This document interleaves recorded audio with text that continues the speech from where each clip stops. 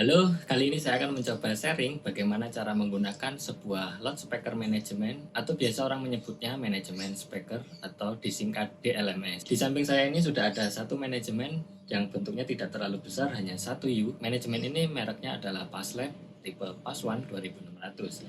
Ada banyak sekali fitur yang ada di DLMS ini. DLMS PAS1 ini memiliki 2 input dan 6 output. Di bagian input dan output ini ada pilihan input digital atau input analog.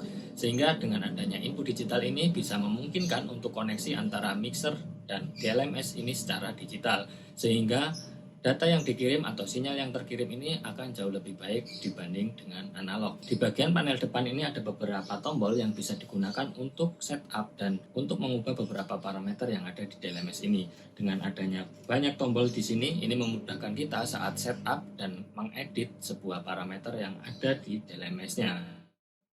Di hadapan saya ini sudah ada satu manajemen, ini dari Passlab, tipenya PAS1 2600. Manajemen ini memiliki 2 input dan 6 output. Di bagian inputnya ini bisa dipilih input sumbernya analog atau digital. Bagian output 1 dan 2 ini bisa dipilih juga output digital IS EBU. Nah, di bagian input ini saya sering menggunakan input digitalnya, karena dengan menggunakan input digital maka saya menghilangkan proses 2 kali konversi dari digital analog to digital. Kabelnya ini menggunakan kabel khusus yang memiliki impedensi 110 ohm, yaitu kabel AIS EBU atau AIS3. Sehingga dari mixer ke DLMS hanya perlu satu kabel digital.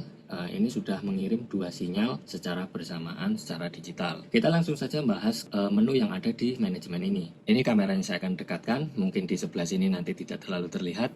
Saya akan lebih fokus di bagian ini. Sebelum saya membahas bagian menu yang ada di manajemennya, saya akan membahas bagian menu yang ada di utility ini, karena di bagian ini adalah setup awal yang ada di manajemen sistem ini. Untuk mengubahnya, tekan, ini ada ID number ini digunakan untuk identitas dari manajemen ini. Jika kita menggunakan manajemen lebih dari satu, maka setiap manajemen ini harus diubah atau dibedakan ID-nya. Sehingga jika kita menggunakan PC atau laptop untuk kontrol edit softwarenya, ini kita bisa mengedit sesuai dengan ID yang terkonek di laptop kita. Untuk mengubah ID, bisa diputar ke kanan, lalu tekan encoder ini. Nah, dengan ID 2 ini berarti sekarang manajemen ini sekarang jalan di ID 2. Jika ingin mengembalikan atau merubah lagi, geser lagi, putar dan tekan lagi. Kemudian tekan lagi, ini menu IP. Manual IP ini digunakan untuk jika mau remote, manajemen ini menggunakan laptop atau PC. Di belakang ini ada Ethernet yang bisa disambungkan ke laptop atau PC kita. Untuk mengubah atau mengkoneksikan, kita harus menyamakan IP yang ada di manajemen dan di laptopnya. Selanjutnya ada AIS EBU. Di bagian AIS EBU ini ada pilihan analog, dan jika diputar ke kanan ini ada AIS EBU. Yang tadi saya sebutkan di awal, input ini bisa dipilih analog atau digital. Jika kita pilih AIS EBU, tekan di sini, maka ini akan bekerja menjadi input digital. Di sini bisa dilihat, di sini tidak ada sinyal. Kalau saya kembalikan ke analog, ini akan ada sinyal karena di belakang manajemen ini yang sudah terhubung adalah input dari analog. Kemudian ditekan sekali lagi, ini AIS EBU out. Nah, ini ada analog atau digital. AIS EBU di bagian output ini berjalan hanya di bagian output 1 dan 2. Jika ingin menjalankan AIS EBU, maka harus klik bagian ini. Jika analog, kembali dan klik analognya.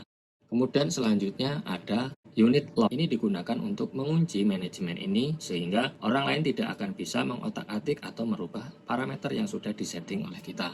Selanjutnya ada input source select. Ini maksudnya sumber input ini dari analog input, maksudnya dari XLR yang di belakang, atau dari internal. Ini ada pink noise, white noise, dan ada synthwave. Ini bisa digunakan untuk mengkalibrasi speaker yang kita miliki, atau bisa mengkalibrasi gainnya menggunakan synthwave. Frekuensinya bisa diubah sesuai dengan kebutuhan puter encoder ini. Jika ingin pilih analog lagi, kemudian tekan lagi, masuk ke copy channel. Fungsi dari copy channel ini adalah mengcopy input atau outputnya. Misalkan input A mau disamakan settingannya dengan input B, maka posisi input ini sumber dan ini adalah tujuannya. Atau menyamakan settingan output 1 dengan 2 atau dengan 3, Saya ambil contoh, misal output 1 dengan output 2 mau disamakan, ini klik di sini. Setelah diklik ini, maka output 1 dan output 2 ini akan sama persis parameter yang ada di output 1 dan output 2. Kemudian masuk lagi ke bagian delay unit, select satuan dari angka delay yang ada di menu ini. ms ini millisecond, m meter, ini feet. Yang biasa digunakan saya menggunakan millisecond. Ini kembali ke menu yang awal, berarti ini sudah selesai. Saya exit. Setelah setup di bagian utility ini selesai, kita masuk setup atau setting di bagian manajemen sesuai dengan kebutuhannya. Sebelum kita setting atau mengubah parameter yang ada di input dan di output, kita harus tahu dulu sistem apa yang digunakan sekarang. Misalkan speaker hanya menggunakan subwoofer dengan full ring atau mid high di sisi kiri dan di sisi kanan sama, dan tidak ada speaker delay dan lainnya. Sehingga dengan konfigurasi seperti itu, maka kita membutuhkan output hanya 2 di kiri dan output 2 di kanan. Sedangkan manajemen ini memiliki 6 output, maka 2 output tidak akan terpakai. Kali ini saya akan mencoba ambil contoh dalam pembahasan kali ini, membahas manajemen ini, saya hanya akan membahas untuk sistem 2 output, yaitu output untuk subwoofer dan output untuk mid high atau full ringnya. Setelah kita mengetahui sistem yang akan digunakan di speaker kita, baru bisa menentukan bagaimana routing yang di manajemennya. Untuk masuk ke routing, tekan bagian edit. Kemudian masuk ke menu metrik. Setelah ini edit ini berkedip, maka di bagian out 1 ini indikator bahwa menu yang ada di sini ini digunakan untuk mengubah parameter yang ada di output 1. Metrik ini adalah bahasa routing yang ada di manajemen ini. Ini masih silang, berarti output ini belum mendapatkan input dari sini. Jika saya ubah menjadi A menjadi contreng, maka keluar sinyal yang ada di sini. Kemudian jika saya menginginkan channel 2 ini menjadi input B, ubah bagian B-nya. Output 1 ini mendapat input A dan output 2 ini mendapatkan input B. Atau jika kita menginginkan input A ini keluar di output 1 dan output 2, ubah bagian output 2 ini tidak menjadi B, tapi menjadi input A. Sehingga output 1 dan 2 ini mendapatkan input A, dan mungkin 3 dan 4-nya ini menjadi input B. Saya rubah. Setelah routing input dan outputnya selesai, maka kita menentukan bagian output mau difungsikan seperti apa. Misalkan output 1 saya fungsikan sebagai subwoofer, dan output 2 saya fungsikan sebagai output mid high atau full ringnya. Sebelum saya mengubah crossover atau yang lainnya, saya biasanya balance gain atau levelnya antara output 1 dan output 2 menyesuaikan dengan speaker output yang kita dengarkan. Misalkan ini subwoofer dan ini adalah full ring atau mid high-nya. Jika full ringnya ternyata terlalu kencang, maka saya harus turunkan ini. Ini sebagai contoh aja, misal saya harus turunkan minus 2 dB. Nah, setelah gain ini saya sudah dapatkan, saya baru masuk ke bagian polarity. Apakah speaker ini ada yang cancel atau saling menghilangkan atau tidak? Pemakaian polarity ini adalah jika ada salah satu speaker yang terbalik, maka kita perlu membalik speaker yang terbalik tersebut. Sehingga setelah dibalik, ini akan menjadi semua speaker ini bekerja di satu polarity. Mungkin posisi polarity bisa berubah lagi jika kita mengatur crossover dan sudah memasukkan crossover titik point dan slope-nya, karena setiap slope ini bisa mempengaruhi perubahan fase dan kemungkinan ada salah satu slope yang bisa membalik polarity-nya. Maka tetap cek kembali saat mengubah atau mengatur titik crossover point di setiap outputnya. Setelah polarity ini selesai, maka kita masuk ke bagian crossover. Sebelum masuk ke lebih jauh lagi atau mengatur yang lain, atau mengatur dan mengedit parameter yang lain, biasanya saya menggunakan link ini. Link ini saya gunakan untuk link atau menyamakan parameter yang akan saya setup. Misalkan saya ambil contoh, karena tadi saya menggunakan output 1, 2 sebagai output untuk speaker ke kiri dan 3 dan 4 ini untuk speaker yang ke kanan, maka pengaturan output ini 1 dengan 3 ini untuk subwoofer, 2 dan 4 ini untuk full ringnya. Ini bisa digunakan untuk link atau memparalel. Ketika kita setup hanya di output 1, maka output 3 akan otomatis ikut apa yang kita setting di output 1. Masuk ke link, ini output 1 sudah dicontreng. Ketika saya akan link ke output 3, maka saya posisikan output 3 harus dicontreng. Jika saya edit ke output 2, saya akan samakan ke output keempat, maka saya harus contreng di bagian output 4-nya. Setelah ini selesai, saya kembali lagi dan masuk ke edit lagi. Masuk ke bagian crossover. Tekan crossovernya. Di crossover ini ada dua parameter, yaitu ada high pass dan low pass, dan ada slope yang digunakan. Di bagian atas ini adalah high pass, dan di bawah ini low passnya. High pass ini memotong frekuensi rendah, maksudnya adalah ketika kita naikkan angka low pass ini, misalkan ke angka 40, dan ini masih bypass jika saya menggunakan slope BW 40 high pass, maka frekuensi di bawah 40 Hz ini akan turun 12 dB setiap satu oktavnya. Jika saya klik di bagian low pass, dengan kita mengatur low pass 99 Hz, maka frekuensi di atas 99 Hz akan turun atau akan roll off minus 24 dB setiap satu oktavnya. Manajemen ini memiliki slope orde 1 sampai orde 8. Orde ini bisa digunakan sesuai dengan kebutuhan, dan sebelum kita setup di bagian crossover ini, kita harus tahu bahwa kemampuan dari loudspeaker ini kinerjanya batas bawah dan batas atas yang bisa dikerjakan oleh loudspeakernya ini kita harus tahu terlebih dahulu. Mungkin bisa baca speknya atau lihat parameter yang ada di produk tersebut. Kemudian jika saya ubah di bagian output 2 misalkan, karena tadi 100, mungkin saya akan posisikan dengan sama di 99 Hz. BW24 saya samakan mungkin. Ini hanya sebagai contoh aja yang mungkin teman-teman ini bisa menyesuaikan settingan sesuai dengan kebutuhan.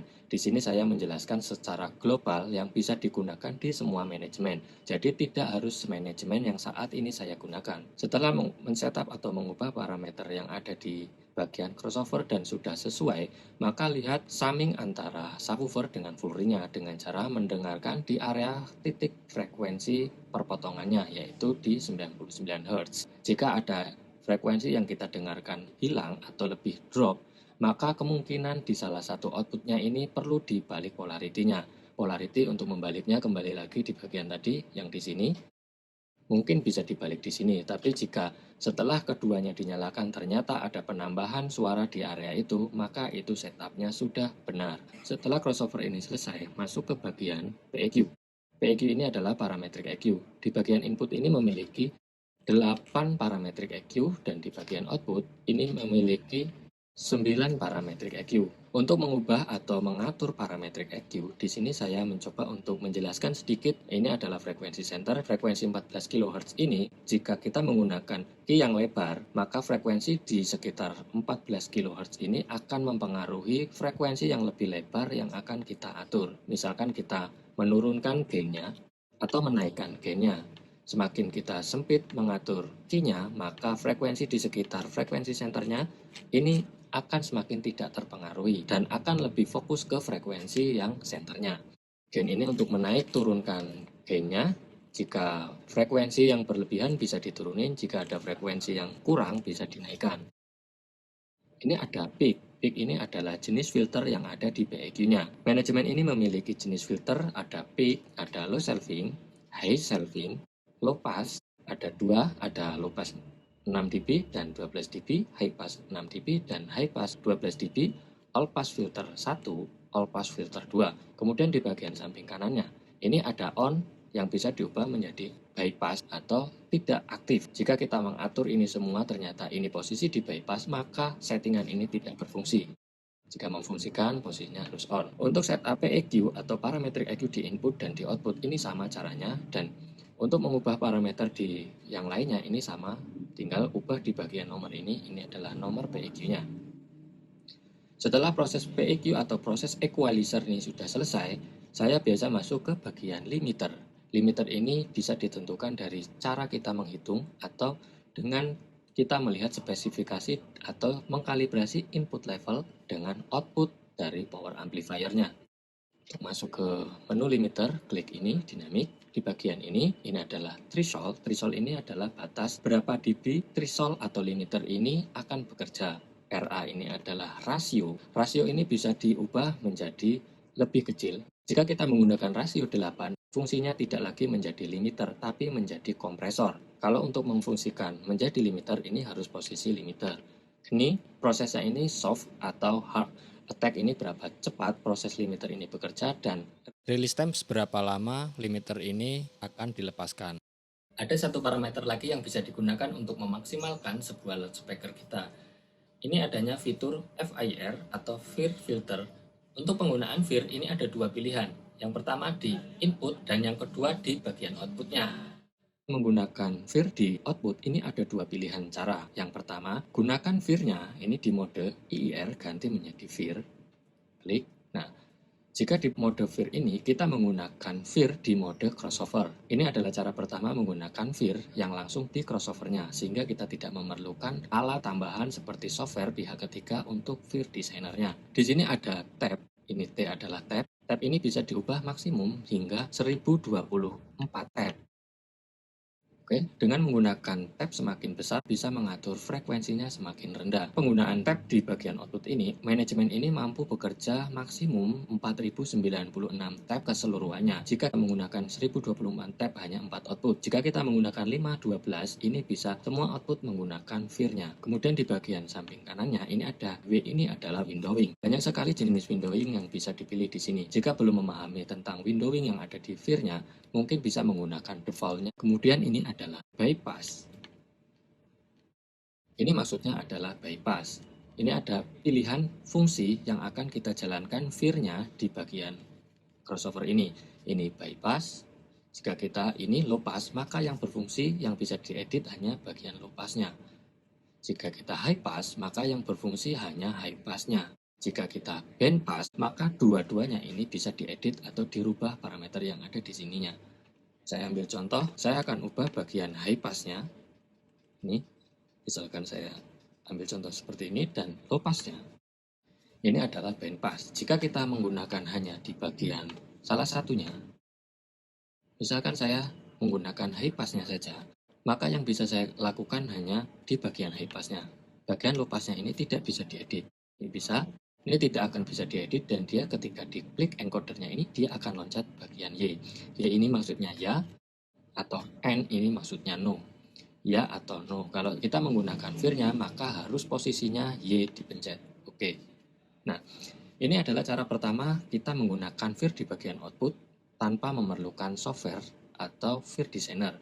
Cara yang kedua adalah kita menggunakan Fear di bagian input atau output. Ini menggunakan Fear designer. Untuk mendesain Fear, ini bisa menggunakan software pihak ketiga, yaitu Fear designer dari XClip atau Filterhouse dari HX Audio Lab, atau Fear designer yang lainnya. Saya lebih suka menggunakan Fear designer karena saya bisa mengambil data yang aslinya dari respon frekuensi speaker yang saya gunakan atau yang sedang saya setting ini, kemudian saya proses ke Fear designer, kemudian setelah hasilnya jadi saya import lagi ke manajemen ini, sehingga data yang saya buat ini lebih real karena ini respon dari frekuensi speaker tersebut. Tapi jika memang dari respon frekuensinya sudah bagus, menggunakan Fear bawaan hanya di crossovernya ini seharusnya sudah sangat bagus sekali. Setelah setup semua selesai, masuk ke bagian save dan recall. Save ini digunakan untuk menyimpan preset yang sudah dibuat, sedangkan recall digunakan untuk recall atau memanggil preset yang sudah dibuat. Cara untuk save-nya, tekan save.